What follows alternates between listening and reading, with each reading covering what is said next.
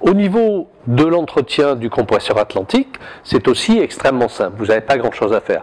Donc vous allez bien vérifier le niveau d'huile, faire la vidange de l'huile au bout d'une centaine d'heures, et la cartouche de filtration à remplacer environ toutes les 30 heures. Pour toute intervention sur le compresseur, la première chose, il faut débrancher la prise électrique et il faut enlever la pression qui est dans le compresseur. Vous allez ouvrir le robinet pour faire descendre la pression. De la même façon, vous avez un robinet de purge qui est à ce niveau-là et il faut purger pour finir de faire descendre toute la pression qui est à l'intérieur. Voilà. Donc vous attendez que le compresseur se vide complètement au niveau des purges. Une fois qu'il n'y a absolument plus d'air qui sort, il suffit de dévisser le chapeau de filtre pour pouvoir changer la cartouche. Alors, normalement, surtout sur un compresseur récent, ça se dessert à la main. Mais vous avez la possibilité de prendre un axe métallique ou un tournevis et de faire levier sur les deux boulons qui sont situés sur le dessus du bouchon, qui sont faits pour ça.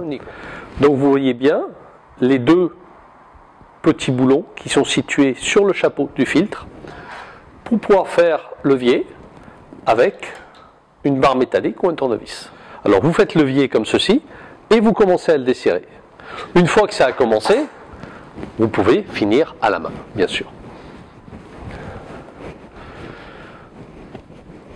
Donc vous desserrez complètement le bouchon.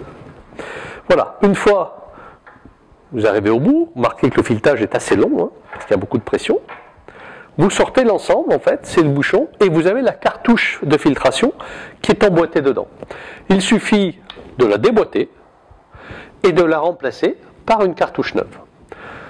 Vérifiez l'état des joints à ce niveau-là et l'état des joints là avant de remonter. Donc la cartouche neuve, vous la remettez dedans et vous la remboîtez. Et ensuite vous resserrez. Alors important, il faut bien resserrer jusqu'au bout, mais il ne faut surtout pas resserrer avec un outil. Vous resserrez uniquement à la main. Sans forcer, c'est pas la peine, juste vous arrivez au contact. Voilà. Tout simplement.